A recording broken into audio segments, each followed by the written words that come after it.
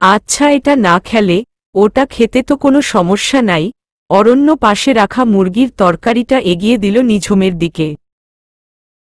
কিন্তু নিঝুম কোনো উত্তর দিল না, একভাবে যা খাচ্ছিল খেতে লাগল অন্যমনস্কভাবে, অরণ্যর দিকে তাকালো না পর্যন্ত। অরণ্য আর কিভাবে মাফ চাইবে বুঝতে পারছে না। এত লোক থাকতে নিঝুমের চোখেই ওটা পড়া লাগল। এর চেয়ে তো বাবার চোখে পড়লে কম লজ্জায় পড়তে হতো ওকে, বোঝানোও সহজ হতো। সোজা বউয়ের চোখেই পড়া লাগল, জীবন নরক বানিয়ে ফেলছে ওর। না কথা বলছে, না তাকাচ্ছে। এর চেয়ে তো নিঝুমের হাতে দুটো চড় খেলে কম কষ্ট হতো ওর। ঝুম, প্লিজ আমার কথাটা শোন একটু। কিন্তু নিঝুম এই কথারও কোনো উত্তর দিল না। কোনোমতে খাবার শেষ করে উপরে উঠে গেল। ঝুম, তুমি আমার কোনো কথাই কেন শুনছ না? ঝুম, তুমি এত বিশ্রীভাবে চিৎকার করছো কেন? নিঝুম নাক টেনে টেনে উত্তর দিল, যতই উল্টো ঘুরে থাকুক, ওর কণ্ঠস্বরই বলে দিচ্ছে যে ও নিঃশব্দে কাঁদছে। ভালো এক শাস্তির ব্যবস্থা হলো অরণ্য তোর। কোনটা রেখে এখন কোনটা করবি? বউয়ের রাগ সামাল দিবি না শত্রু নিধন করবি? মন মেজাজ এমনিতেই সেই রকম হয়ে আছে। মুখোশ খুলেই গেল, শেষ পর্যন্ত মাঝখান থেকে অহনা নামের ফাউ ঝামেলা উড়ে এসে জুড়ে বসল। ঝুম এখন কতদিন রাগ করে থাকবে আল্লাহ জানে। রাগে নিজের হাত কামড়াতে ইচ্ছে হচ্ছে ওর, আরও সাবধান থাকা উচিত ছিল ওর। বউটা ওকে এখন আর জড়িয়ে ধরার পারমিশনটাও দিবে না। ধুরর চিৎকার। ঝুম, তুমি আমার কোনো কথা কানেই তুলছ না। কিন্তু নিঝুম অরণ্যর কথা কানেও তুলল না। এরকম চিল্লালে বাচ্চাটা ভয় পাবে অয়ন। সরি অরণ্য। খোঁচাটা গায়ে মাখল না অরণ্য। তুমি আমার কথাটা মনোযোগ দিয়ে একটু শোনো। আমি মোটেও তোমার সাথে কোনোরকম জোর জবরদস্তি করতে চাচ্ছি না, শুধু অনুরোধ, আমার কথাগুলো শান্ত হয়ে একটু শোন। অরণ্য, আমি তোমার ভালো মন্দ কোনো কথাই শুনতে আগ্রহী নই। নিঝুমের একদমই আগ্রহ হচ্ছে না এই মিথ্যুক লোকটার কথা শুনতে। ঠিক দেখা যাবে ভজিয়ে ভাজিয়ে 500 হাত লম্বা একটা মিথ্যের ঝুড়ি ওর হাতে ধরিয়ে দিবে, আর ও গাধি সেটাই বিশ্বাস করে আবারও প্রতারিত হবে। কিন্তু আমি বলতে আগ্রহী, আর কথাগুলো তোমাকে এখন শুনতেই হবে। আমি সকাল থেকে তোমাকে কথাগুলো বলার চেষ্টা করেই যাচ্ছি, কিন্তু তুমি সেই এক জিদ ধরে বসে আছো যে আমার কোনো কথাই তুমি শুনবে না। অরণ্য হতাশ হয়ে বলল। সকাল থেকে সব ছেড়ে ছুড়ে ও নিঝুমের পিছন পিছনে লেজের মতো ঘুরছে, আর বউ ওর একদম জগদ্দল পাথরের মতো এক কথার উপর অনড় হয়ে রয়েছে। নিঝুম এরকম করলে ও কার কাছে যাবে? নিঝুম ঠোঁট কামড়ে চুপ করে রইল। ওর বুকের ভিতরে কি তুফান চলছে সেটা কি অরণ্য বুঝতে পারছে? এই লোক ওকে নিজের খেলার পুতুল মনে করেছে। ওর ইমোশন, ওর ভালোমন্দ কিছুতেই অরণ্যর কিচ্ছু আসে যায় না। আর তাই নির্দ্বিধায় অহনাকে চুমু খেতেও ওর কিছু মনে হয়নি। ওর কাছে নিঝুম একটা ফালতু বিষয়, পাস টাইম। অরণ্য কথা বলতে বলতে হঠাৎ থতমত খেয়ে থেমে গেল নিঝুমের দিকে চোখ পড়াতে। নিঝুমের চোখের কোল বেয়ে একেবেঁকে এক নদী যেন মন্থর গতিতে নিচের দিকে বয়ে চলেছে। অরণ্য সেই নদীর নাম জানে না, কিন্তু নদীটি ছুঁতে ওর বড় ইচ্ছে হল, কিন্তু দুর্ভাগ্য সাহসটাই হল না। ঝুম, প্লিজ বউ, তুমি কাঁদলে আমার খুব কষ্ট হয়, ফ্যাস ফ্যাসে গলায় কথাটা বলল অরণ্য।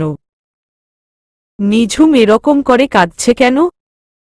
ওর কাছে অহনা নামের মেয়েটার কানাকড়ি মূল্য নেই, কিন্তু ওই মেয়ে যে একটা বড় গুটি অয়নের হত্যাকাণ্ডের। ওকে যে কোনোভাবেই হাতছাড়া করা যাবে না। তোমার সত্যি কষ্ট হয়?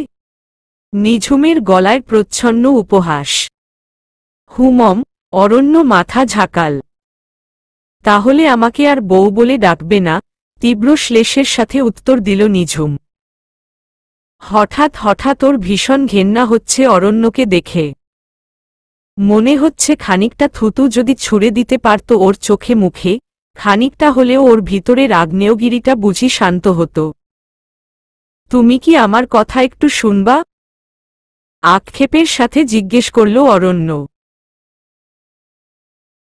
কি শুনবো? তুমি অহনাকে চুমু কেন খেয়েছ? চিবিয়ে চিবিয়ে প্রশ্নটা করে নিজের ক্রোধটা উপশমের চেষ্টা করল নিঝুম, কিন্তু শান্তি হচ্ছে না।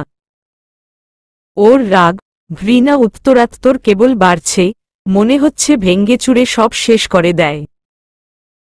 অরণ্য সায় দিয়ে বলল, ঝুম, আমি সবটাই বলতে চাই। পুরো ঘটনায় অহনার সাথের ওই অংশটুকু বিচ্ছিন্ন আর আকস্মিক একটা অংশ। তোমার কাছে ওই ঘটনার জন্য আমি দুঃখিত, আমার খুব ভুল হয়েছে, কিন্তু আমার পুরো কথা আগে তুমি শোনো, তারপর রিয়্যাক্ট কর। তারপর তোমার যদি মনে হয় আমি শাস্তি পাওয়ার যোগ্য, তখন যা মন চাই শাস্তি দিও। শুধু একটা জিনিস, আমাকে ছেড়ে কোথাও যেতে পারবা না, তাছাড়া যা মন চায়, যা শাস্তি দিতে মন চায় দিও। অরণ্যর এমন অকপট স্বীকারোক্তিতে একটু হলেও নিঝুমের অভিমানের বরফটা বুঝি গলল। শুনবে না করেও শেষ পর্যন্ত অরণ্যর কথার জালে আটকে গেল ও। পাথরের মতো মুখ করে বিছানার উপর বসে পড়ল। আমি কি এবার ঘটনাটা পুরো বলবো? তোমার মর্জি। আমি আবার একটা মানুষ হলাম নাকি তোমার কাছে, যে আমার আবার ইচ্ছে অনিচ্ছে থাকবে? অভিমানী স্বরে অন্যদিকে মুখ ফিরাল নিঝুম। আচ্ছা, তাহলে শুরু থেকে শুরু করি কেমন? কিন্তু অনেকটা সময় লাগবে, ততক্ষণে এই খাবারটা খাওয়া হয়ে যাবে, অরণ্য মৃদু স্বরে বলল। নিঝুম তাকিয়ে দেখে অরণ্য ওর খাবারের থালাটা নিয়ে এসেছে সাথে। বেহায়া একটা লোক, ঢং করে আবার ভালোবাসা দেখাইতে আসছে। বিড়বিড় করে গালি দিল নিঝুম একটা, কিন্তু মুখে সেটা জাহির করল না একদমই। আমি আর খাব না, ভালো লাগছে না। এই মুহূর্তে বাচ্চাটা কিন্তু খুব দ্রুত বাড়ছে ঝুম, তুমি না খেলে ওরও কিন্তু পুষ্টির অভাব হবে, জন্মানোর পর অনেক রকম কমপ্লিকেশন দেখা দিতে পারে, এমনকি নাও বাঁচতে পারে। তখন কিন্তু তোমারও আমার মতো কেবল অনুতাপে হাত কামড়াতে ইচ্ছে করবে, কিন্তু তখন তোমার আর কিছু করার থাকবে না। কথায় আছে না, সময় আর নদীর স্রোত কারো জন্য অপেক্ষা করে না। আজ যে জায়গায় আমি আছি ঝুম, কাল সে জায়গায় তোমাকে না দাঁড়াতে হয়। কথাগুলো একদমে বলে থামল অরণ্য। মানে, বুঝলাম না। বলছি, আগে তুমি খাওয়া শুরু কর, তারপর বলছি। আর লুকোচুরি করব না তোমার সাথে। লুকোচুরি করতে করতে ক্লান্ত হয়ে গেছে তোমার অরণ্য। গভীর একটা দীর্ঘশ্বাস ফেলল অরণ্য। আসলেই ক্লান্ত ও। সব কিছুতেই আজকাল রাগ হয় ওর, নিজেকে অধৈর্য লাগে, অস্থির হয়। সবচেয়ে বেশি অস্থিরতা তৈরি হয় যখন আম্মু ওর জন্য কাঁদে। অরণ্যর খুব ইচ্ছে হয় মাকে বলে যে, আম্মু, আমি খুব দুঃখিত, আমার জন্য তোমার অয়নটা তোমাকে, আমাকে, আমাদের সবাইকে ছেড়ে অনেক অনেক দূরে চলে গেছে। সেখান থেকে আর কোনোদিন ও অভিমান করে, আবদার করে বলবে না, ভাইয়া তোর বিয়েতে কিন্তু আমায় একজোড়া স্যান্ডেল কিনে দিবি। অরণ্যর কথাগুলো নিঝুমের মনের দেয়ালটাকে ছুঁয়েও কেন যেন ছুঁতে পারছে না। কেবলই মনে হচ্ছে এটাও যদি অরণ্যর কোনো নাটক হয়। অরণ্যকে একটা ঠকবাজ, প্রতারক মনে হচ্ছে। কি করবে নিঝুম? আমাকে বিশ্বাস করতে পারছো না, তাই তো? নিঝুমের মনের কথাটা কিভাবে যেন পড়ে ফেলল অরণ্য। ওর কথায় রীতিমতো চমকেই গেল নিঝুম। মুখটা শক্ত করেই মাথাটা দোলাল। মিথ্যে বলে লাভ নেই, ওর বিশ্বাসে ফাটল ধরেছে, চুইয়ে চুইয়ে তাতে সন্দেহের বিষ গলে গলে বেরুচ্ছে। আগের মতো অরণ্যকে দেখলে মনের ভিতরের ভালোবাসার নদীতে ঢেউগুলো আনন্দে উথাল পাতাল করছে না। খুব আস্তে আস্তে সতর্কভাবে নিঝুমের হাতটা ধরল অরণ্য। আমি দুম করে একদিনে তোমার হারান বিশ্বাসটা ফিরে পাবনা হয়তো, তবু চেষ্টা তো আমাকে করতেই হবে।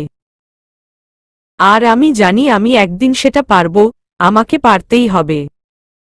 তোমাকে ছাড়া আমার চলবে না ঝুম, দুনিয়া উল্টে গেলেও আমাকে তোমার ফেরত নিতে হবে।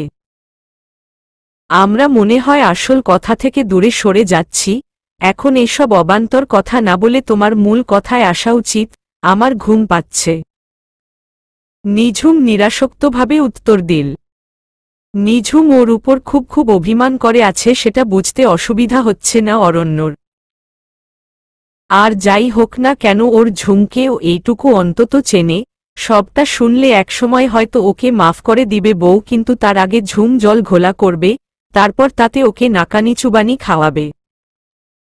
এখন কি আর করা, ওকে সেটা ঠান্ডা মাথায় খেতে হবে বইকি।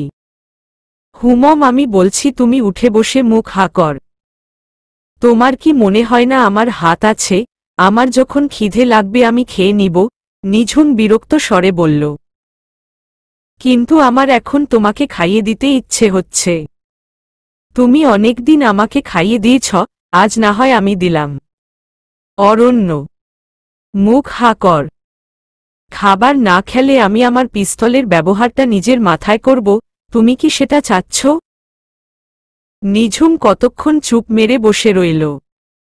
কি সব অলক্ষণে কথা বলে এই লোক, অসহ্য। শেষমেশ মুখটা ফুলিয়ে বিছানার উপর উঠে বসল। অসম্ভব একটা বিরক্তিকর মুখ করে খাবার খেতে লাগল নিঝুম। ঝুম, তোমার মনে আছে সেদিন আমি তোমাকে বারবার তাড়া দিচ্ছিলাম, আর তুমি বারবার বলছিলে এই আসছি আসছি। হুমম, সেদিন আমি আর অয়ন ওর স্যান্ডেল কিনে এ দোকান সে দোকান ঘুরছিলাম, কেবল মাত্র সময়টা পার করার জন্য। এখনো জানো কি প্রচণ্ড আফসোস লাগে, কেন ওকে বাসায় পাঠিয়ে দিলাম না। যা হতো আমার হতো, আমার জন্য ওর কোনো ক্ষতি তো হতো না। নিরাপরাধ ভাইটা আমার কিছু না করেই এভাবে মারা গেল, আর আমি অসহায়ের মতো সেটা দেখলাম। আমার চোখের সামনে ও ছটফট করতে করতে মরে গেল, মেঝেটা পুরো ওর রক্তে লাল হয়ে গেল, আমি কিছুই করতে পারলাম না। ঝুম, আমি কেন কিছু করতে পারলাম না? অরণ্যর বিষাদগ্রস্ত স্বর, এতক্ষণে বোধহয় নিঝুমের মনের কোণে সত্যিকার অর্থে কাঁপন তুলল। অরণ্যর এরকম অসহায় চেহারা ও আগে কখনো দেখেনি, এমনকি ওদের সেই জবরদস্তির বিয়ের দিনও না। সেই সাথে অয়নের কথা মনে হতেই সেই বিভৎস দিনটার স্মৃতি চোখের সামনে আবার ভাসতে লাগল নিঝুমের। সাথে কেমন তাজা রক্তের গন্ধ মনে হতেই পেট গুলিয়ে বমি আসতে লাগল ওর। কি হলো? খারাপ লাগছে? অরণ্য উদ্বিগ্ন হয়ে জিজ্ঞেস করল। ঝুম, ওক কেমন বমি বমি পাচ্ছে অরণ্য, কেমন রক্ত রক্ত গন্ধ লাগছে। ও সরি সরি, আমার আসলে মনে ছিল না, একদম সরি। আর ওসব উল্লেখ করব না। তুমি আস্তে ধীরে সময় নিয়ে নিয়ে খাও। অরণ্য তাড়াতাড়ি খাবারের থালাটা পাশে রেখে নিঝুমের পাশে গিয়ে বসল। ঝুম, জানো ওই দিন না অয়ন একজোড়া স্যান্ডেল কিনেছিল আমাদের বিয়েতে পরবে বলে, আরও কত কিছুর বায়না ধরেছিল ছোট বাচ্চাদের মতো। অরণ্য কেমন বিষণ্ণ স্বরে হাসল। পাগলটা দুম করে কোথায় হারিয়ে গেল? অরণ্য, তোমাকে একটা প্রশ্ন করি? নিঝুমের প্রশ্নে অরণ্য একটু হাসল। একটা কেন, 1,00,000 প্রশ্ন কর, আমি সঠিক উত্তর দেওয়ার চেষ্টা করব, আর ভাগব না, ভয় নেই। তুমি নিজের পরিচয় গোপন কেন করলে? তার চেয়েও বড় কথা, তুমি আমার কাছে, তোমার নিজের পরিবারের কাছে নিজেকে কেন লুকালে? এই লুকোচুরির কি মানে অরণ্য? প্রশ্নটা করতে পেরে নিঝুমের মনে হল বুকের ভিতরের চাপ অনেকটা কমে গেল। এই প্রশ্নটা ওকে সকাল থেকে কুরে কুরে খাচ্ছে। কেন লুকালাম? নিঝুম, আমার সাহস হয়নি আম্মুকে বলার যে তার ছোটকে আমি বাঁচাতে পারিনি। আমার এখনো সাহস হয় না, আমার আম্মুর সামনে গেলেই ভয় গলা বন্ধ হয়ে আসে। আমি আম্মুকে কি জবাব দেব ঝুম? আমি পুলিশ হয়ে আমার ভাইকে বাঁচাতে পারিনি। কিন্তু অরণ্য, এই সত্যি তুমি কতদিন লুকিয়ে রাখবে? যতদিন পারি, অন্তত যতদিন ওর খুনিকে আমি তার যোগ্য শাস্তিটা না দেই, ততদিন। অরণ্য অনমনীয় স্বরে কথাটা বলল। ওর ভিতরের আক্রোশটা আবার দানা বাঁধছে, নিঝুম তার উত্তাপটা টের পেল। কিন্তু তাহলে অহনার সাথে অরণ্যর এত ভালোবাসা, সেটা আবার কোত্থেকে জন্মাল? কিছু একটা ভজঘট তো আছে। আর আমার কাছে? আমি কি অপরাধ করেছিলাম অরণ্য? নিঝুম উদ্গ্রীব হয়ে প্রশ্ন করল। তোমার অপরাধ? তোমার অপরাধ তুমি আমাকে ভালোবাসো, তোমার অপরাধ তুমি আমার স্ত্রী, আর তার চাইতেও বড় অপরাধ হলো আমি তোমাকে অসম্ভব ভালোবাসি, তুমি আমার অনেক বড় দুর্বলতা ঝুম। অয়নের পরে রাইসুলের টার্গেট তুমি হতে ঝুম যদি আমি মানুষের চোখে বেঁচে থাকতাম, কারণ রাইসুল অয়নকে নয় আমাকে মারতে চেয়েছিল। কিন্তু অরণ্য আমি যেমন বুঝে ফেললাম, রাইসুলও তো তেমনভাবে তোমাকে চিনে ফেলতে পারে। পারে, কিন্তু একটা জিনিস হয়েছিল সেদিন, যেটা সেদিনের সবচেয়ে বড় দুর্ঘটনা ছিল। অয়ন সেদিন আমার ইউনিফর্মটা দুষ্টামি করে পড়েছিল তোমাকে বোকা বানাবে বলে, কিন্তু সেটা আর কখনো হওয়া সম্ভব হয়নি। অরণ্য আস্তে আস্তে বলল, ওর চোখ দুটো তখন ছলছল করছে। নিঝুম বুঝতে পারল না ওর ঠিক কি বলা উচিত। অয়নের, অরণ্যর ইউনিফর্ম পরাটা ঠিক দুর্ঘটনা বলতে ওর মন কেমন করল। ও কি স্বার্থপর হয়ে গেল? কি জানি। কিন্তু সেই দিন অয়নের মৃত্যু যেমন কারো কাম্য ছিল না, ঠিক তেমনি অরণ্যর মৃত্যুও তো ওর কোনোদিন কাম্য নয়। কোনো উপযুক্ত শব্দ না পেয়ে চুপ করে বসে রইল ও। স্যার? স্যালুট দিয়ে দাঁড়িয়ে পড়লেন মেজর মশিউর। এসো মেজর, আমি তোমার অপেক্ষাই করছিলাম। মেজর মশিউর তার ঊর্ধ্বতন কর্মকর্তার কাছ থেকে একটা বিশেষ রঙের ফাইল পেলেন। খুব জরুরিভাবে তাকে একটা গুরুত্বপূর্ণ কাজে যোগদান করতে বলা হয়েছে। কাজটা খুবই গোপনীয় আর বিপদজনক। পার্বত্য চট্টগ্রামের অলিগলি এখনো তোমার নখদর্পণে আছে আশা করি মেজর। মশিউর হাসলেন। পার্বত্য চট্টগ্রাম মানেই পাহাড় আর পাহাড়, আর সেনাবাহিনীর এই চাকরিতে কম পাহাড় ডিঙায়নি সে কয় বছরে। ওখানকার গাঢ় সবুজ বনানাইর আড়ালে, পথের বাঁকে বাঁকে অনেক নাম না জানা বিপদ লুকিয়ে আছে। সেই পাহাড় আর বিপদ দুটোই আবার তাকে ডাকছে। কিন্তু একজন সৈনিকের জীবন মানেই বন্ধুর পথে হাঁটা, জীবনকে হাতের মুঠোয় নিয়ে ঘুরে বেড়ানো। তাই হাসি মুখেই ফাইলটা খুললেন তিনি। ফাইলটা পড়তে পড়তে হাসি হাসি মুখটা বদলে গেল মশিউরের। তার পরিবর্তে এক ধরনের কাঠিন্য ছড়িয়ে পড়তে লাগল তার চোখে মুখে। পুরোটা শেষ করার পর ঠান্ডা চোখে আর একবার ভালো করে তাকিয়ে দেখলেন নামটাকে, তারপর বললেন, আমি তৈরি স্যার। আমি জানতাম তুমি এই অপারেশনে যেতে চাইবে। তাই সেদিন মিটিংয়ে আমি তোমার নামটা প্রস্তাব করেছিলাম। ধন্যবাদ স্যার আমাকে সুযোগটা দেওয়ার জন্য। ইটস ওকে মাই বয়। স্মিত হেসে স্যালুট দিয়ে রুম থেকে বের হয়ে আসলেন মশিউর। এক্ষুনি তাকে ব্যাগ গোছান শুরু করতে হবে। কাগজের কালো কালো লেখাগুলো যেন তীব্র এক দুটি নিয়ে তার 4 বছর আগের জীবনটাকে ফিরিয়ে নিয়ে এসেছে নিমেষেই। সঙ্গে অনেক দেনা পাওনাও। অরণ্য যতবার ওর মাথার বালিশটা বিছানায় রাখছে ততবার সেটা আবার মেঝেতে কার্পেটের উপর চলে আসছে ঘুরে ঘুরে। এটা কি ধরনের পাগলামো হচ্ছে ঝুম? নিঝুম কোনো উত্তর না দিয়ে অরণ্যর বালিশটা আবার কার্পেটের উপর ছুঁড়ে দিয়ে নিজের বালিশের মধ্যে মুখ লুকাল। ঝুম প্লিজ তুমি এত রাগ করো না, এত রাগ করলে সেটা বাচ্চাটার উপরে খারাপ প্রভাব ফেলতে পারে। অরণ্য বালিশটা তুলে আবার বিছানায় রেখে দিল জায়গা মতো। আমি তো রাগ করছি না, তুমি জাস্ট আমাকে ছোবে না, দ্যাটস ইট। কেন, আমার বউকে আমি ছোব না কেন? তাও আবার 2-2বার বিয়ে করেছি যাকে। তুমি এই হাত দিয়ে অহনাকে আদর করেছ না? ঝুম আমি। করেছ কি করনি? করেছি। সে কি তোমার বিয়ে করা বউ? অরণ্য এবার নিশ্চুপ হয়ে বসে রইল। তা আর বলতে, বউয়ের সামনে অন্য মেয়েকে আদর করা বৈধ বললে বালিশ কেন জুতো ছুঁড়ে মারতে পারে। এখন ঝুমের জন্য সব জায়েজ। অরণ্য একটা টু শব্দও করল না। কি হলো এখন এরকম গোবেচারা মুখ করে কেন বসে আছো? আমার প্রশ্নের উত্তর দাও। কি উত্তর দিব? তার মানে তুমি বলতে চাইছো যে তুমি যা করেছো সেটা ঠিক কাজ করেছো? ওটা করা তোমার উচিত হয়েছে? আমি কি সেটা বলেছি একবারও? বলেই আবার মাথা নিচু করে বসে রইল অরণ্য।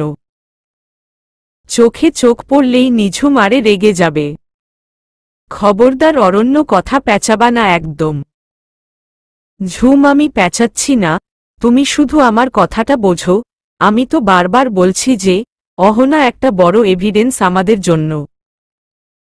এখন অহনার সামনে যদি প্রকাশ হয়ে যায় যে আমি অরণ্য, রাইসুল সতর্ক হয়ে যাবে।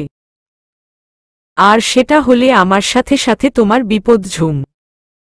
আর তোমার বিপদ মানে আমাদের বাচ্চাটাও তখন অনেক বড় বিপদের মধ্যে থাকবে।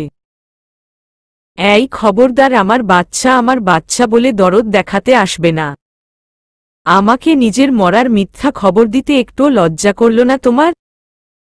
আমি জায়গায় মাথা ঘুরে পড়ে গিয়েছিলাম, তখন যদি বাচ্চাটা মরে যেত তখন কই ছিলা তুমি? মিথ্যুক একটা লোক, নিঝুম ফুপিয়ে কেঁদে ফেলল। নিঝুমের কান্নায় অরণ্যর মনটা আসলে খুব খারাপ হয়ে গেল। আসলে এত কিছু ভেবে দেখার মতো অবস্থায় তখন ও ছিল না। অয়নের ওই অবস্থা দেখে ওর মাথা পুরো স্থবির হয়ে গিয়েছিল। গুলি হয়েছে শোনার সাথে সাথে থানা থেকে পুলিশ এসে ওদের ঘিরে ফেলে। অয়নের গায়ে তখন ওর ইউনিফর্ম। আসলে অয়নের নতুন কেনা গেঞ্জিটা নিয়ে ট্রায়াল রুমে গিয়ে ট্রায়াল দিচ্ছিল অরণ্য, তখনই নিঝুমের সাথে ফান করবে বলে ওর ইউনিফর্মটা পরার জন্য বায়না ধরে অয়ন। অরণ্য প্রথমে না বললেও পরে রাজি হয় যে ফান করার পরেই ওটা খুলে ফেলবে অয়ন। কিন্তু নিঝুম আসার আগেই ওই দোকান থেকে বের হবার সময় গুলি খায় অয়ন। পুরো ঘটনাটা এতই অতর্কিত যে অরণ্য নিজের বোধবুদ্ধি সব লোপ পেয়েছিল ওই মুহূর্তে। ও কেবল ফ্যালফ্যাল করে তাকিয়েছিল অয়নের দিকে। ওর বিশ্বাসই হচ্ছিল না যে এমন কিছুও কোনোদিন হতে পারে। অয়ন ওকে ছেড়ে চলে যাবে, তাও আবার এতটা দূরে। এত দূরে গিয়ে অয়ন থাকবে কি করে? প্রথমে অয়নকে পুলিশ মনে করলেও পরে অরণ্যর এক সহকর্মী ওদের পায়ের মিসম্যাচ জুতো দেখে ওকে চিনে ফেলে। তিনিই ওকে ফিসফিস করে বলেন, আপনি অ্যাম্বুলেন্সে উঠে জুতো পাল্টে ফেলুন এক্ষুনি, ওদের মূল টার্গেট কিন্তু আসলে আপনি। অরণ্য অ্যাম্বুলেন্সে বসেই তাড়াতাড়ি নিজের জুতা পাল্টে নেয়। পরে অয়নকে মৃত ঘোষণা করলে ওর সাথে বাবা ছিল সর্বক্ষণ। অরণ্য এখনো বুঝতে পারে না বাবা কি করে অত শক্ত ছিল সেদিন। অরণ্য নিজেই আবোলতাবোল হয়ে গিয়েছিল, অথচ বাবা ওকে সারাক্ষণ আগলে রেখেছিল। পরে ও বারবার এই কথা জিজ্ঞেস করলে বাবা খালি বলেছে, অয়ন তো আর ফিরবে না বাবা। কিন্তু ওরা এখন তোকে কিছু করলে আমি আর তোর মা তো এতিম হয়ে যাব। ওর বেঁচে থাকাটা বাড়ির মধ্যে কেবল ওর বাবাই জানত এতদিন। নিঝুমের কথা, ওর দুঃখ ওসব আসলে তখন খুব বেশি আর ভাবায়নি অরণ্যকে। মনে হয়েছে অরণ্য তো আর সত্যি মরেনি। তাহলে তো আর নিঝুমের হারানোর কিছু নেই। যা হারিয়েছে অরণ্য নিজেই হারিয়েছে, ওর বাবা মা হারিয়েছে। দুনিয়াটা বড্ড স্বার্থপর লাগছিল তখন ওর নিজের কাছে, আর তাই নিজেও একটা স্বার্থপর মানুষ হয়ে গিয়েছিল। কেস ফাইল করার আগেই বাবা সহ ওকে নিয়ে জরুরি একটা মিটিং হয় অফিসে। সেখানেই সিদ্ধান্ত হয় যে অয়নের প্রকৃত খুনি ধরা না পড়া পর্যন্ত অরণ্য নিজের পরিচয় গোপন রাখবে। এতে অপরাধী ধরা যেমন সহজ হবে, সাথে ওর নিজের, ওর পরিবারের উপর থেকে নতুন করে বিপদ ঘটার সম্ভাবনা কমে যাবে। সাথে উপর থেকে এই নির্দেশও ওকে দেয়া হয় যে ওর পরিবারের কাছে যেহেতু অরণ্য অয়নের মৃত্যুটা গোপন রেখেছে, সেহেতু ওর পরিবারের সদস্যদের কাছেও ব্যাপারটা গোপন থাক। শুধু ওর বাবাই এই ঘটনাটা পুরোপুরি জানেন, আর তিনি অঙ্গীকারবদ্ধ যে তিনি ব্যাপারটা দ্বিতীয় কাউকে জানাবেন না, এমনকি অনুমতি ছাড়া তিনি তার স্ত্রীকেও ব্যাপারটা বলতে পারবেন না। এই কথাগুলো সেই সময় এত যৌক্তিক মনে হয়েছিল যে অরণ্য ওর ঊর্ধ্বতন কর্মকর্তাদের সামনে সে সময় কোনো কথাই বলেনি, তারা যা বলেছেন ও সেটাই মেনে নিয়েছিল এক বাক্যে।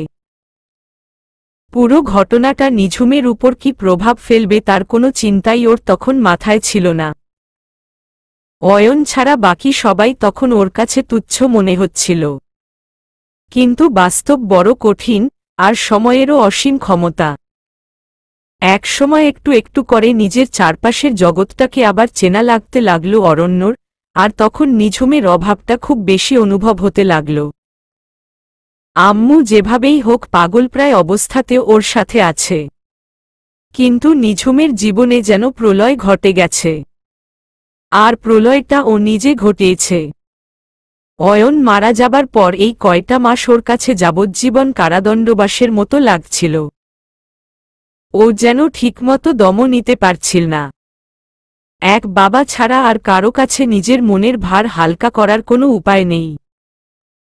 আর মাঝে মাঝে খুব সতর্কতার সাথে পার্থর সাথে আলাপ হয়, এই যা।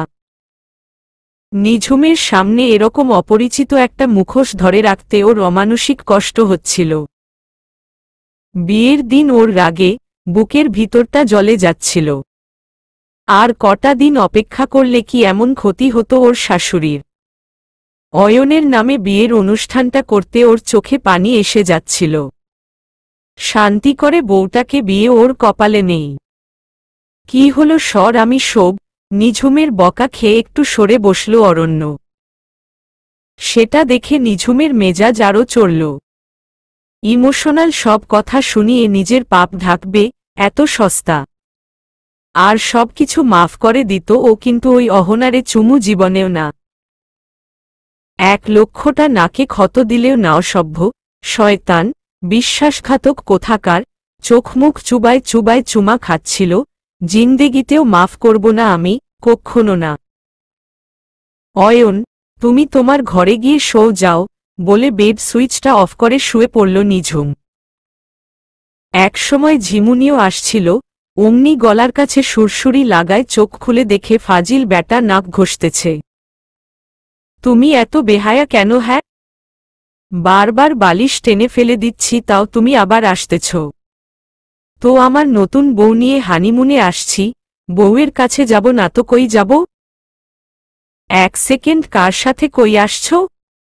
আরে তুমি না বললা অয়ন তুমি রুমে যাও তো। কিন্তু গতরাত থেকে তো বউয়ের সাথে আমি রিলেশন করে ফেলছি ফিজিক্যালি, তো অন্য রুমে সব কেন বল? অরণ্য মুচকি মুচকি হাসতে লাগল। এইবার ঝুম আরও খেপবে। নিঝুমের মনে হলো শয়তান ব্যাটার চুলগুলা সব পটপট করে ছিঁড়ে টাকলা বানায় দেয়। ওর হানিমুন করা দূরে থাক, পুরা মাথাটাই যেন একটা মুন হয়ে যায়। ওর সাথে মামাদোবাজি করতে আসছে কত বড় সাহস! তুমি এক্ষুনি বিছানা থেকে নামবা না, আমি বাসা থেকে বের হয়ে যাব। বাসা থেকে তোমাকে বের হতে দিবেটা কে? সে আমি বুঝব। বেশি ট্যারিবেরি করলে ওই ফ্যানে ঝুল খাবো আর ডাইরেক্ট অরণ্যর কাছে ফ্লাইট নিব। নিঝুম কথার পিঠে কথাটা বলল। কিন্তু তার প্রভাব এত ভয়ঙ্কর হবে ও ভাবেনি। নিঝুম অরণ্য এবার সত্যি একরকম গর্জন করেই উঠল। নিঝুম থতমত খেয়ে চুপ করে গেল। অরণ্য এত জোরে আগে কোনোদিন ওকে ধমক দেয়নি। কি রকম রাগ হয়ে গিয়েছে বাবা! যা খুশি কর, যেখানে খুশি ঝোল, বলে বালিশটা টান দিয়ে নিয়ে যেয়ে খালি কার্পেটের উপরে পাশ ফিরে শুয়ে পড়ল অরণ্য। নিঝুমও আর কথা বাড়াল না। সুকগে আমার কি? কিন্তু লাইট অফ করে দেওয়ার পরও ঠিক স্বস্তি পেল না নিঝুম। একদম একটা চাদর ছাড়া নিচে শুল, যদি গা চুলকায় কার্পেটে, আর যদি গায়ের উপর দিয়ে তেলাপোকা, ইঁদুর এগুলো দৌড়ায়। হায় হায় অরণ্যর নাকে মুখে যদি হঠাৎ কামড় দেয় ওগুলো! ধর্মর করে উঠে বসল ও আবার। লাইটটা জ্বালিয়ে দিতেই দেখে গভীর ঘুমে তলিয়ে গেছে অরণ্য। কেন যেন খুব কান্না পেল নিঝুমের। এত রাগ হচ্ছে লোকটার উপর, কিন্তু আবার খুব মাও হচ্ছে। নিঝুম ঠিক কি করবে বুঝে উঠতে পারছে না। ও ভাবতেই পারছে না ওর হারিয়ে যাওয়া মানুষটা সত্যি সত্যি ওর কাছে ফিরে এসেছে। ও ইচ্ছে হলেই এই মুহূর্তে অরণ্যর নাক, মুখ, চুল সব স্পর্শ করতে পারে। এই অনুভূতি ও প্রকাশ করতে চাইছে, চিৎকার করে আনন্দে উল্লাসে বাঁধন হারা হতে ইচ্ছে হচ্ছে কিন্তু পারছে না। কিন্তু কেন যে পারছে না? ঘন কালো অন্ধকার, তার মধ্যে কিছু একটা খুব ধীরে ধীরে অরণ্যর গালটা ছুঁয়ে গেল। জিনিসটার গা খুব রোমশ, হাত দিয়ে দেখার আগেই আবার চট করে সেটা সরে গেল পাথরের আড়ালে। অরণ্যর মনে হল ও এই গুহার ভিতরে বেশ অনেকটা সময় আগে ঢুকেছে। ও যেখানে দাঁড়িয়ে আছে সেখানে ওর কোমর অবধি পানি। পাহাড়টার ভিতর দিয়ে কোনো একটা পানির ধারা বইছে, যেটা উপরের কোনো ঝর্ণা থেকে আসছে। কিন্তু ও একা, না সাথে কেউ আছে বুঝতে পারছে না অরণ্য। কিন্তু ওর কেমন একটা অস্বস্তি হচ্ছে, মনে হচ্ছে কেউ একজন ওত পেতে বসে আছে আশেপাশে। নিজের অজান্তেই অরণ্য ওর পিস্তলটা নেওয়ার জন্য হাত বাড়াল, কিন্তু ওর পকেটটা এমন অদ্ভুত আকৃতির কি করে হলো ওর মাথায় আসল না। ও যতই হাতড়াচ্ছে নরম মাংসল কিছু একটা ওর গায়ে লাগছে। অক্টোপাস ধরনের কিছু নাতো নাকি জোক? কিন্তু ও তো আর সমুদ্রের নিচে নামেনি, আর জোক এত বড় হয় না। কিন্তু এই গুহা, এটাই বা কোথায়? গুহায় ঢোকার আগে অবশ্যই ওর একটা ছুরি নিয়ে ঢোকা উচিত ছিল, মনে হয় আফসোস হল অরণ্যর। নরম জিনিসটা ওর গায়ের একদম উপরে উঠে আসার আগেই শক্ত হাতে চেপে ওটাকে গা থেকে ছাড়ানোর চেষ্টা করতে গেলেই বিশাল জোরে এক কামড় খেল অরণ্য হাতে। পরের মুহূর্তে তীব্র এক ব্যথায় প্রায় লাফিয়ে উঠে বসল ও। কোথায় গুহা, কোথায় পানি? সামনে নিঝুম বড় বড় চোখ করে তাকিয়ে বসে আছে। সরি বেশি জোরে লেগেছে? নিঝুম উৎকণ্ঠা নিয়ে জিজ্ঞেস করল। ও আসলে ঠেকাতে না পেরে কামড় দিয়েছে ভয়ে। জোরে লেগেছে মানে? মাংস তো মনে হয় খেয়ে ফেলেছ খানিক। মানুষ না বাঘ তুমি? আরে আমি তো চুপ করে ঘুমাচ্ছিলাম, তুমি তো আমার ম্যাক্সির ভিতরে হাত ঢুকিয়ে সমানে কি হাতিয়ে বেড়াচ্ছিলে। আমি যত জিজ্ঞেস করছি তুমি কি খুঁজছ, তুমি খালি চেপে ধরছ। আমি ব্যথা পাচ্ছিলাম, ভয়ে আমার দম আটকে আসছিল যে তুমি যদি হঠাৎ আমাকে ঘুষি দিয়ে বসো পেটে, বাবু তো ওখানেই মারা যাবে। না পেরে হাতে কামড় দিয়েছি। তাই বলে এত জোরে? আমার তো আরেকটু হলে হার্ট অ্যাটাক হতো। এই বাজে কথা বলবা না তো, আমার এমনি ভয় করতেছে। ভয় কেন? অরণ্য সাথে সাথে ওর বালিশের নিচ থেকে 762 পিস্তলটা বের করল। এবার ঠিক মনে পড়েছে, শোয়ার সময় বালিশের নিচে রেখেছিল পিস্তলটা। কোনো অদ্ভুত শব্দ হচ্ছিল, ঝুম, কোনো হাঁটাহাঁটির আওয়াজ। আরে না, এই কার্পেট এমন খসখসে গা চুলকাচ্ছে কেমন যেন আমার। এতক্ষণে অরণ্যর খেয়াল হল যে ওরা দুজনেই নিচে শুয়ে আছে। কিন্তু মহারানী হঠাৎ নিচে কেন? কি ব্যাপার ঝুম, তুমি বিছানা রেখে এখানে কেন? নিচে এই ভারী শরীর নিয়ে শুতে তোমাকে কে বলেছে? ভারী রাগী স্বরে জিজ্ঞেস করল অরণ্য।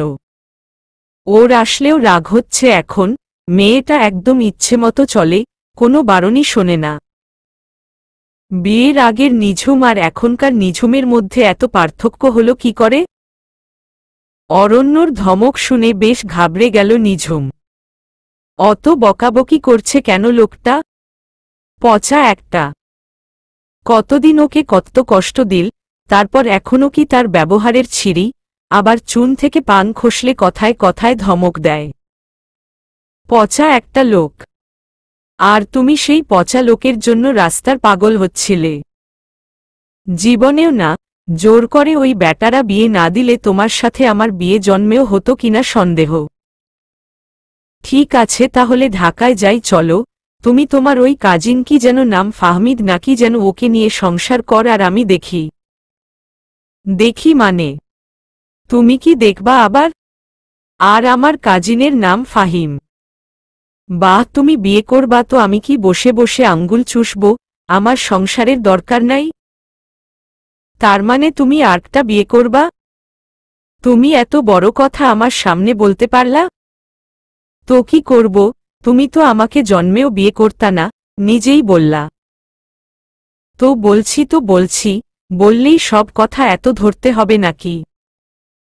তো কি করব, তুমি তো সব কথাই ধর, আমার সব কিছুতেই আমার দোষ। সেদিন মলে তোমার জন্য অতক্ষণ ওয়েট করতে না হলে অয়ন হয়তো গুলিটা খেতি না। ওহ, তার মানে এখন সব দোষ আমার, তাই তো? ভালো, খুব ভালো। যার জন্য করি চুরি সেই বলে চোর। আমি বুঝতেছি না ঝুম কোনটা আমার হলুদের আর কোনটা বিয়ের পাঞ্জাবি। নিঝুম অরণ্যর সেদিনের সেই কথাগুলোকেই অনুকরণ করে বলল। নিঝুমের কথাটা একদম খাঁটি সত্যি। নাকের মাথা চুলকাতে চুলকাতে কি বলা যায় এবার ভাবছিল অরণ্য, কিন্তু নিঝুম নিজেই রণে ভঙ্গ দিল। অরণ্য অরণ্য উত্তর না করে চুপ করে তাকিয়ে রইল। ঝুমের গলা হঠাৎ এমন লাগছে কেন, কেমন দুর্বল। এই তো বেশ ওর সাথে ঝগড়া করছিল। তাহলে ঝুমকে কেমন আজ হঠাৎ হঠাৎ অচেনা লাগছে ওর? ঝুম, তোমার কি অসুস্থ লাগছে? না।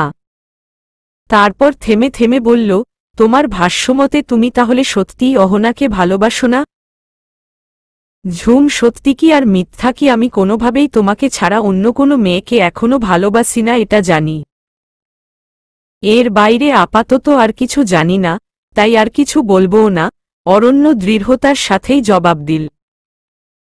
হুমম একটা আটকে থাকা দীর্ঘনিশ্বাস নিঝুমের বুক থেকে ধীরে ধীরে বের হয়ে আসল।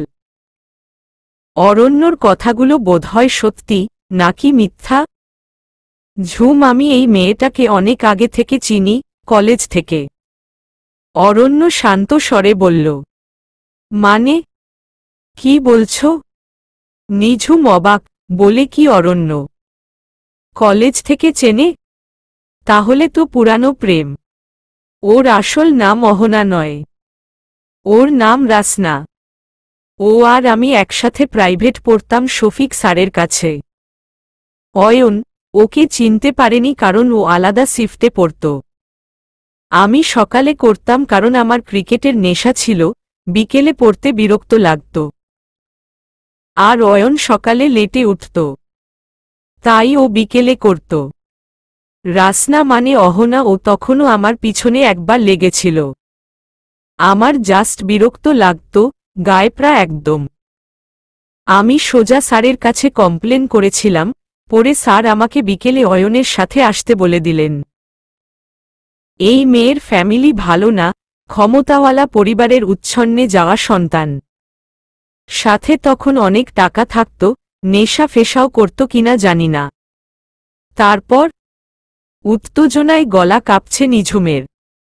তারপর আর জানি না, অনেক বছর পরে টিএসসির সামনে দেখেছিলাম 2-3টা ছেলের সাথে একবার। নিজেই এগিয়ে এসে কথা বলেছিল। আমি তখন বাসায় ফিরছি, 2-একটা কথা বলেই চলে এসেছিলাম। তখন তোমার সাথে অয়ন ছিল না?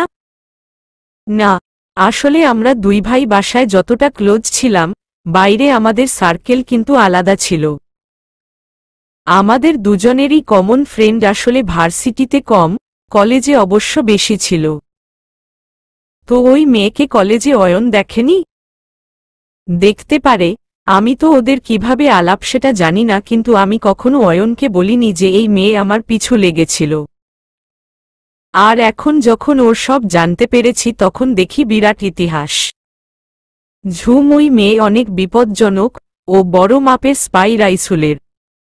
ওর সাথে আর্মস রাখে, আমরা ধারণা করছি ও রাইসুলের পরিবারের কেউ হতে পারে। রাইসুলের ভাইয়ের সাথে রিলেটেড কিছু। অরণ্যর কথায় নিঝুমের ভয় লাগল। অরণ্য সাধারণত এ ধরনের কথা ওকে বলে না। অরণ্য আমার ভয় করছে। নিঝুম প্রায় ঝাঁপ দিয়ে অরণ্যর বুকের সাথে মিশে গেল। যা একটু শান্তি ছিল তাও গেল।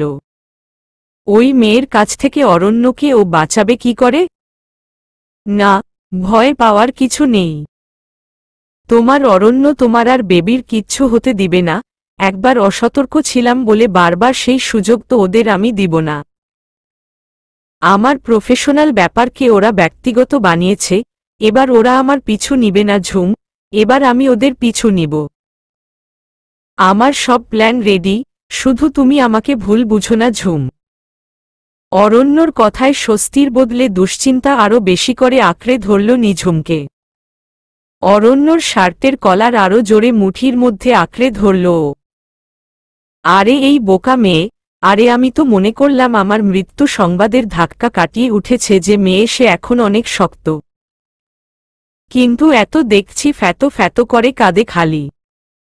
অরণ্য আমাকে খুব শক্ত করে তোমার বুকে আঁকড়ে ধরবা প্লিজ। নিঝুমের কথায় অরণ্য প্রচণ্ড অবাক হল। নিঝুম সত্যিই ভয় পেয়েছে। কুকড়ে আসছে ওর বুকের কাছে। আমি ঠিক শুনছি তো না?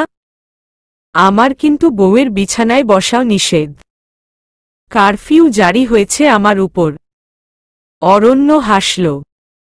ওর বিশ্বাস ছিল যতই রাগ করুক, ওকে ছেড়ে ঝুম বেশিক্ষণ দূরে থাকতে পারবে না, তাই বলে এত তাড়াতাড়ি ভাবেনি অরণ্য। না, কারফিউ উঠিয়ে নিলাম, কিন্তু হরতাল দিয়েছি। মানে হরতালে চুমু দেওয়া অ্যালাউ না। কি? হমম। এই হরতাল কতদিনের জন্য? যতদিন না আমি ওরকম ঠোঁটে চুবিয়ে চুবিয়ে অন্য একটা ছেলেকে তোমার সামনে চুমু খাবো ততদিন। নিঝুম একটা মিষ্টি করে হাসি দিল। কি? তো তোমার মাথা খারাপ? তুমি অন্য একটা ছেলেকে চুমু খাবা? ওরকম হলে আমি ওই ছেলেকে জায়গায় মেরে ফেলব। না, ওরকম কিছু হলে সারা জীবনের মতো হরতাল ডাকব। ঝুম, বি সিরিয়াস। এটা একটা কথা হলো? আরে মানুষ বিয়ের আগে এখন 100টা গার্লফ্রেন্ড বানায়, তাদের সাথে কত কিছু করে। আমি দুধের বাচ্চা একটা ভুল করছি, আমাকে এত বড় শাস্তি কেন দিবা বলো? তাও তো আমি 4 মাস ধরে তোমাকে ছুঁইও নাই। সেজন্যও তোমার শাস্তি হওয়া উচিত। তুমি আমাকে একটুও ভালোবাসো না, এটা তার প্রমাণ। ঝুম, আমি কিন্তু প্রতিদিন বিয়ের আগের রাত পর্যন্ত তোমাকে রাতে যেয়ে দেখে আসতাম। যেদিন কেউ থাকত না, জানালা খোলা থাকলে ঢুকতাম, যেদিন পারতাম না, সেদিন জানালা দিয়ে দেখে চলে আসতাম। অরণ্যর সহজ স্বীকারোক্তি। চোর কোথাকার! নিঝুম হেসে ফেলল। বেশ হয়েছে, আরও কর লুকোচুরি। এজন্যই ওর মনে হতো অরণ্য ওর আশেপাশেই আছে। অরণ্য সত্যিই আছে, এই যে ওকে জড়িয়ে ধরে আছে, শক্ত করে, এই যে ওর কপালে আদর দিচ্ছে। চোখ মেলতেই অরণ্যর বুকটা খুশিতে লাফিয়ে উঠল অনেকদিন পর। কতদিন পর ঝুমকে এরকম বুকের মধ্যে কুণ্ডুলি পাকিয়ে ঘুমাতে দেখল ও। ওর গায়ে হাত বুলাতেই কাপড়ের নিচের সরু সরু হাতগুলো হাতে বাজল অরণ্যর। মেয়েটা একদম হাড় জিরজিরে হয়ে গেছে, কিছুই বোধ হয় খায় না। অবশ্য সব ওর দোষ। বাচ্চা পেটে নিয়ে ঝুমকে এরকম মানসিক অত্যাচার করাটা একদম উচিত হয়নি ওর। ডাক্তার বলেছে ঝুমের ওজন বাড়াতে হবে, না হলে বাচ্চাটার বাড়তে অসুবিধা হতে পারে। মা না খেলে বাচ্চা পুষ্টি পাবে কোত্থেকে? নিজের উপরই রাগ হচ্ছে, ওর জন্যই সব এলোমেলো হয়ে গেল। না ও ঝুমকে দেখার জন্য পাগল হতো আর না অয়নের কিছু হতো। এখন ঝুম আর বাচ্চাটার কিছু হলে নিজেকে কিভাবে মাফ করবে ও? আর বেঁচে থেকেই বা কী করবে? তোমার কি মন খারাপ? ঘুম ঘুম চোখে অরণ্যকে জিজ্ঞেস করল নিঝুম। গায়ে হাত পড়াতে ঘুমের আবেশটা কেটে গেছে ওর, তবে চোখের পাতা পুরোপুরি মেলতে পারছে না। বেশ কয়েকবার চোখ খোলা বন্ধ করার পর স্বাভাবিক বোধ করল ও। না, বরং অনেকদিন পর আজ আমার আকাশে সূর্য উঠেছে, অন্ধকারটা কেটে গেছে। নিঝুমের কানের উপর নাকটা আলতো করে ঘষে দিল অরণ্য। আদর পেয়ে আবার অরণ্যর বুকের মধ্যে ঢুকে গেল নিঝুম। কেমন শীতের সকালের আমেজ লাগছে ওর। ঢাকার বাইরে আসলে শীতটা তাড়াতাড়ি জুড়ে বসে যেন। নিঝুমের মনে হলো একটা লেপ হলে বেশ হতো। ওর আবার কম্বলের চেয়ে লেপ পছন্দ বেশি। ঝুম, তুমি প্লিজ হরতালটা উঠিয়ে নাও না। নিঝুমের মাথায় চুলের মাঝে নাক ডুবিয়ে দিল অরণ্য। উমম, নিঝুমের চুলের গন্ধে কেমন বুনো ফুলের গন্ধ, বেসামাল হয়ে যাচ্ছে ও। নিঝুম ওই কথার ধার কাছ দিয়েও গেল না, উল্টো ওর বুকের মধ্যে নাক ঠেসে দিয়ে মটকা মেরে শুয়ে রইল। ঝুম, তুমি ওর নাড়াচাড়া টের পাও? ঝুমের স্ফীত পেটটায় আলতো করে হাত বুলাল অরণ্য। কেমন অদ্ভুত লাগল, গোলুমলুটা ওখানে কি করে হাত পা ছড়িয়ে ঘুমাচ্ছে কে জানে? ও দেখতে কার মতো হবে সেটাই বা কে জানে?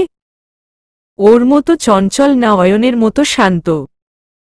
অয়নের কথা মনে হতেই চিন্তার ঘুড়িতে রাশ টানল ও।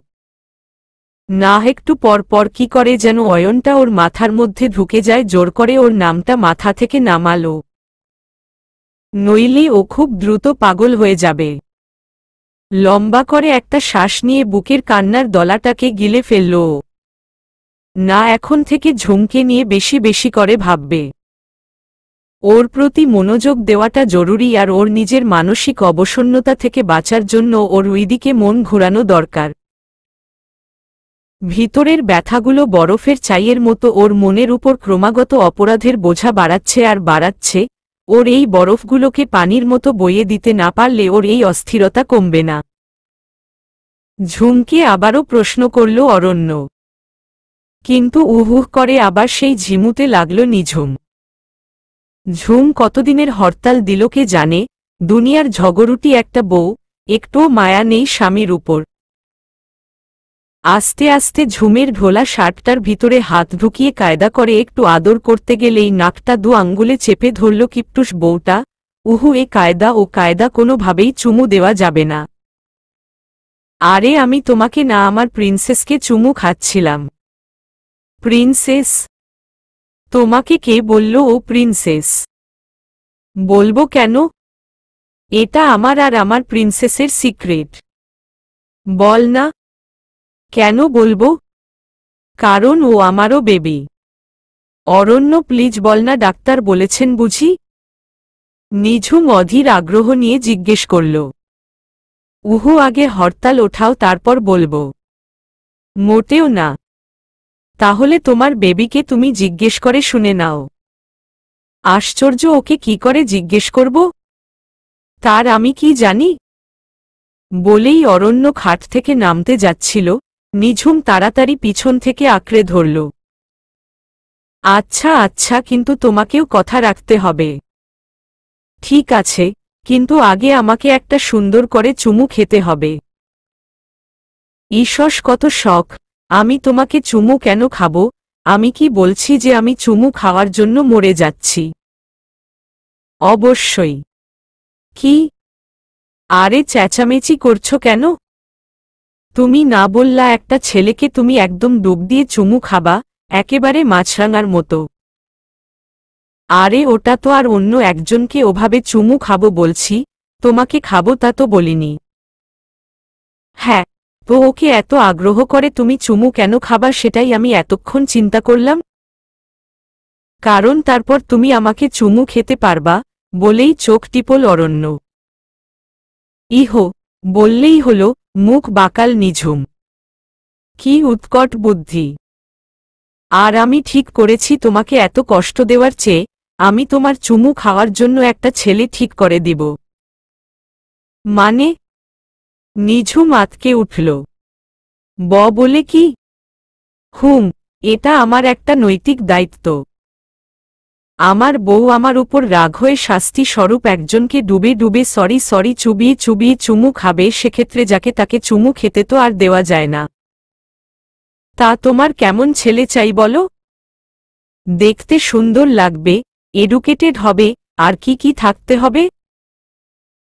কোনো রোগ আছে কিনা ওটা অবশ্য আমি নিজ দায়িত্বে দেখে নিব, বাকিটা তুমি বল। একদম ক্লোজ আপ মার্কা একটা হাসি উপহার দিল নিঝুমকে অরণ্য। এই একদম ফাইজলামি করবে না বলে দিলাম। উনি আমার দালাল হইছে যে চুমু খাওয়ার লোক ঠিক করে দিচ্ছে, যত সব। সে আমাকে যা বলো তা বলো, চুমু খাওয়ার ক্ষেত্রে আমি মনে করেছি ওই দিন একটা পার্টি দিব ঘরোয়া। তুমি কতক্ষণ ব্যাপী ব্যাপারটা ঘটাবা তার একটা ভিডিও করে রাখবো, যাতে ভবিষ্যতে বাচ্চা কাচ্চাদের দেখাতে পারি যে তাদের মা কত সাহসী আর জেদি ছিল। দেখ।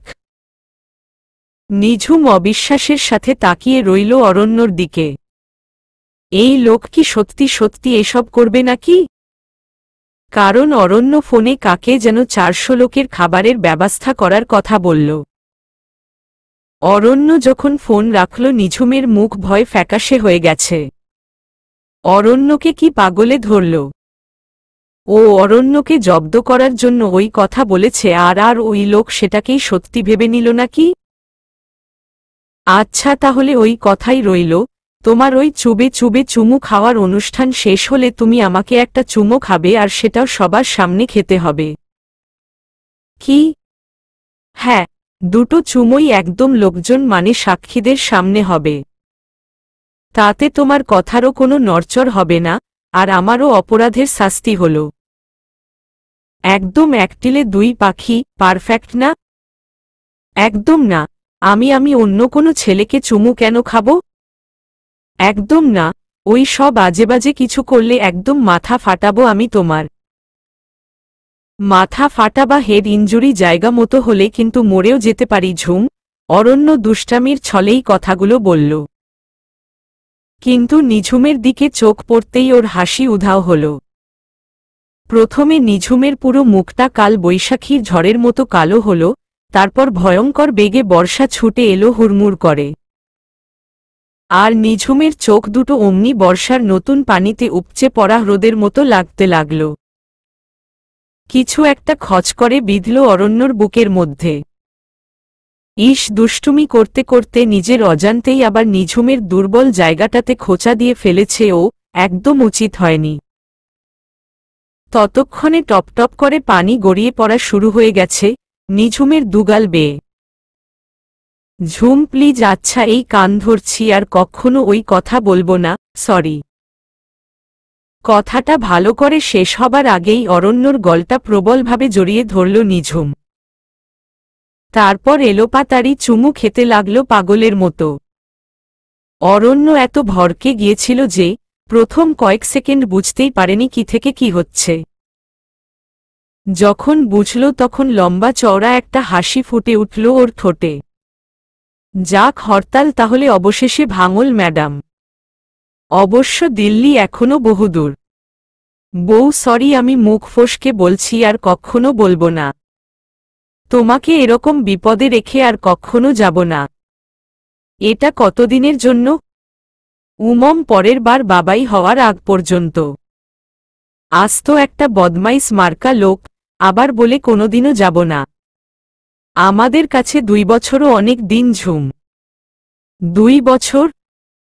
তুমি 2 বছর পর আবার বাপ হবা? তো কি বাচ্চা হতে 9 মাস লাগে, সেক্ষেত্রে 2 বছর অনেক সময়। কখনো না, একটার 6 বছর হবে, তারপরে পরেরটার কথা ভাববা। আরে ততদিনে তো 3 নাম্বারটার সময় চলে আসবে। 3 নাম্বার না? 3 নাম্বার। দাঁড়াও দেখাচ্ছি মজা 3 নাম্বারের, বলেই মাথার বালিশ দিয়ে অরণ্যর পিঠে কয়েকটা বাড়ি দিল নিঝুম। ঝুম প্রিন্সেস আছে বলে অসহায়ের মতো মার খেলাম, না হলে তোমার খবর ছিল। অরণ্য বালিশ দুহাতে ঠেকাতে ঠেকাতে বলতে লাগল। দুজনেই তখন হাঁফাচ্ছিল জোরে জোরে। অরণ্যর কথায় দুজনেই একসাথে হেসে ফেলল। পচা লোক কোথাকার। অবশেষে মেঘ কেটে গিয়ে একটু একটু করে সোনালি পালকের মতো ঝলমলে আলোতে চকমক করতে লাগল নিঝুমের মুখটা। অরণ্য মুগ্ধ হয়ে সেটা দেখতে লাগল। সাদা লুজ একটা শার্ট আর কমলা ঢোলা পায়জামায় একদম সদ্যফোটা শিউলি ফুলের মতো লাগছে নিঝুমকে দেখতে। নিঝুমকে জড়িয়ে ধরেই আবার শুয়ে পড়ল অরণ্য। আস্তে করে ওর হাতের আঙ্গুলগুলো নিয়ে খেলতে লাগল। কি ব্যাপার, আজ এত আদর সোহাগ পর্ব চলছে কেন? কি পাকাচ্ছ পেটের মধ্যে তাই বল? নিঝুম অনুসন্ধিৎসু চোখে তাকাল। আরে আমি তো এখনো সংসারই শুরু করতে পারলাম না, তার আগেই তুমি আমার কাজ শুরু করে দিলা কেন? অরণ্যর কথা মাথামুন্ডু কিছুই বুঝতে পারল না নিঝুম। অরণ্যর কি কাজ করল ও? আর এই লোক শুধু প্যাচ মেরে মেরে কথা বলে, যার অর্ধেকেই ওর মাথার উপর দিয়ে যায়। নিঝুমের ড্যাব ড্যাবে চোখের দিকে তাকিয়ে অরণ্যর খুব মজা লাগল। কি বুঝতে পারছ না? উহু। বউ তুমি একটু বোকাই থাকো, চালাক মানুষের দুনিয়ায় কষ্ট বেশি, সব মুখোশগুলো ধরা পড়ে যায়। নিঝুমের হাতের উল্টো পিঠে আদর করে একটা চুমো খেল অরণ্য। হুমম বোকা বউ হলে অহনার কথা জানতে পারলেও আমার স্বামী ধোয়া তুলসীপাতা মনে করে চায়ের সাথে গুলে খাবো তাই তো। হুমম অরণ্য নিঝুমের নাকের মাথাটা নিজের নাক দিয়ে একটু ছুঁয়ে দিল। আচ্ছা, সময়ের সাথে সাথে নিঝুমকে চাওয়াটা কি ওর পুরনো আর বর্ণহীন মনে হবে? অন্য কাউকে এমনি করে চাইবে? কিন্তু অরণ্য তো সেটা চায় না কোনো দিন। নিঝুমের কিছু হলে ওর ঠিক বুকের পাঁজরে এসে লাগে। ও যদি নিঝুমকে নাই ভালোবাসত তাহলে এরকম টনটন করে কেন? আসলে অহনাকে নিয়ে যতবার নিঝুম কথা বলছে ওর কেমন অভিমান হচ্ছে, অথচ সেটা হওয়ার অধিকার ওর একেবারেই নেই। কিন্তু ওর উপর অনেক বড় দায়িত্ব ছিল যে। ঝুম, একটা কথা। উমম, আমি তোমার কাছে একটা ওয়াদা চাই। বলো। তুমি ওই অহনাকে নিয়ে আমার সাথে প্যাচিয়ে আর কখনো কথা বলবা না কোনো রকম। আমি ওর ঠিক ততটুকু কাছে গিয়েছিলাম যেটুকু তথ্য জানা আমাদের জন্য জরুরি ছিল। আর উপর থেকে আমাকে প্রয়োজনে আরও এগুতে বলা হয়েছিল। কথাট বলেই জিভ কাটল অরণ্য। কি সর্বনাশ হল! এইবার বুঝি ওর সব যায়। নিঝুম কি বলবে বুঝতে পারল না, আরও এগুতে বলেছিল প্রয়োজনে। এরা তো ওর সংসার না ভেঙ্গে ছাড়বে না। এই পুলিশের চাকরির নিকুচি করে ও, কত্তবর সাহস ওর বরকে বলে অন্য মেয়ের সাথে আরও কিছু করতে। তা কত পানিতে এগুতে বলল? আমাকে সতীনের সংসার করিও না দয়া করে। শেষকালে সতীনের হাত পা টিপে দেওয়ার কাজে লাগাবা তুমি আমাকে দিয়ে ছোট বউয়ের ভালোবাসার ঠেলায়। ছি ঝুম, বি সিরিয়াস। আমি বড় বাধ্য হয়ে ওই কাজ করেছি। মনে কর জলে ডোবা মানুষকে তো মানুষ প্রাথমিক চিকিৎসা হিসেবে কিছু দেয়, তারাও তো প্রয়োজনে মুখ। ও তুমি মোটেই তা করছিলে না।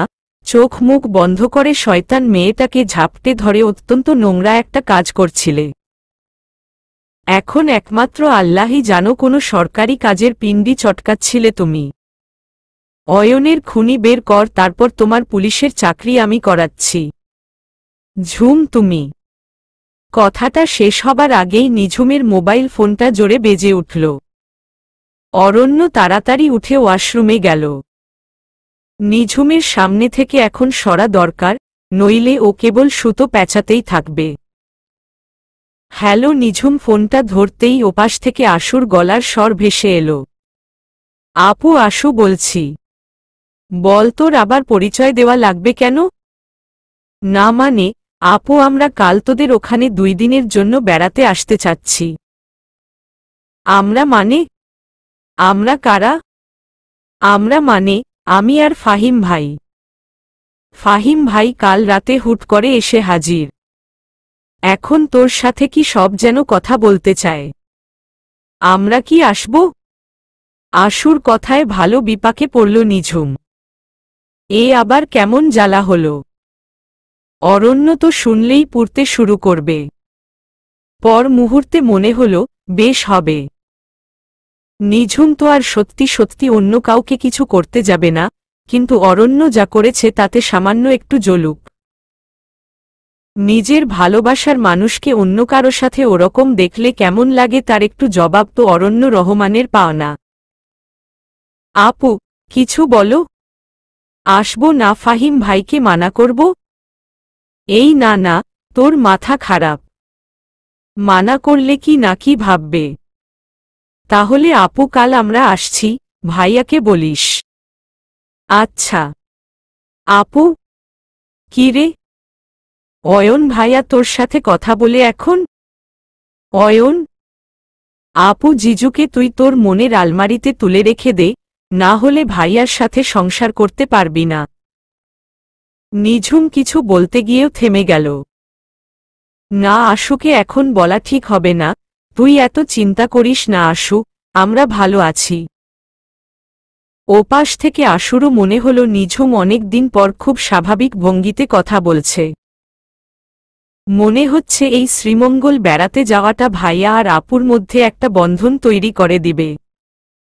স্বস্তি লাগলো ওর। কিন্তু ওর মনের মানুষ তো ওর মনের খবরই রাখে না। শ্রীমঙ্গল আমি আসছি, খবরটা মাকে জানাতে পাশের ঘরে গেল ও। ওয়াশরুম থেকে বের হয়ে নিঝুমকে ঘরের ভিতরে না পেয়ে নিচে নামল অরণ্য। ডাইনিং টেবিলে তাকিয়ে ওর ৩২টা দাঁত বের হয়ে গেল প্রায় খুশিতে। এত ভালো ভালো নাস্তা মানে আজ ঝুমের মনটা অনেক ভালো। উফ ঝুম, আমার তো এখনই জিভে পানি আসছে। সুজির হালুয়ার ফ্লেভারটা কি দারুণ আসছে। আমি তো মনে করলাম তুমি মনে হয় রান্নায় লবডঙ্কা, কিন্তু এখন তো মনে হচ্ছে আমার সমীকরণে ভুল ছিল। নিঝুম কথা না বাড়িয়ে দুটো পরোটা আর ডিম ভাজি একটা থালায় করে অরণ্যর সামনে এনে রাখল। এ বাড়িটাই বড় বড় দুটো মাটির চুলা আছে। আশুরা আসলে একটা ছোটখাটো পিকনিক করা যেতে পারে ভাবল ও। এখন ফাহিমকে দেখে মিস্টার অরণ্য না চেতলেই হল। ও সেই কথাটা এখন বলবে, তাই আগে মনটা ভালো করার ব্যবস্থা করেছে। অরণ্য সুজির হালুয়া খুব পছন্দ করে, শাশুড়ি বলেছে ওকে। নিজে একদিন করে শিখিয়েছিলেন। কিন্তু ঝুম, আমি এটা বুঝলাম না, তুমি কিচেনে কেন গিয়েছ? এখানে রান্নার জন্য তো ভালো রাঁধুনি আছে। হ্যাঁ, কিন্তু আমি তাকে অনুরোধ করে একটু বাজারে পাঠিয়েছি। বাজারে কেন? অরণ্য খানিকটা পরোটা ছিঁড়ে সুজি দিয়ে প্যাঁচিয়ে নিঝুমের মুখের সামনে ধরতেই নিঝুম একটু অবাক হল, সাথে খুশিও। আরে এটা তোমার, আমি আমারটা বানিয়ে আনছি। সেটা পরে হবে, আগে আমাকে আল্লাহকে খুশি করতে দাও। বউকে খাইয়ে দিলে আল্লাহ খুশি হন। আর এখন তো আমার বোনাস পাওয়ার কথা, তোমার সাথে আমার প্রিন্সেসও তো কুটটুস করে একটু খাবে। প্রিন্সেসের কথা মনে হওয়াতে নিঝুমের মনে পড়ল যে অরণ্য ওকে ওই কথার উত্তর দেয়নি। এই তুমি আমাকে বাবুইটার ব্যাপারে বললে না কেন? তুমি তো কথা দিয়েছিলে যে আমাকে বলবে। কিন্তু সেই স্পেশাল আদরটা তো এখনো তুমি আমাকে দাওনি ঝুম। কি? তখন অতগুলো চুমো খেলাম। আরে ওগুলো তো সব নাকে, গালে, চোখে। ওগুলো কি শর্তেরটা ছিল বলো? উত্তর শুনে নিঝুমের ইচ্ছে হল জগের পানি সবেই লোকের মাথায় ঢালতে। কি পাজি! কিন্তু নিঝুম এবার রাগল না। খুব হাসি হাসি মুখ করে অরণ্যকে বলল, তোমাকে জন্য একটা ভালো খবর আছে। আমার জন্য? কি খবর? কাল না আশু আসছে আমাদের এখানে বেড়াতে। আশু? হঠাৎ? কার সাথে? সাথে ফাহিম ভাইও। উনি নাকি কি সব কথা বলবেন আমাকে? নিঝুম কথা শেষ করে তাকাতেই দেখে অরণ্যর মুখটা বিস্ময়ে হা হয়ে গেছে। তারপর ওটা রং বদলাতে লাগল মেঘের মতো। নিঝুম কেবল একটা কথাই শুনতে পেল অরণ্যর, তা বেশ ভালো তো। চলবে।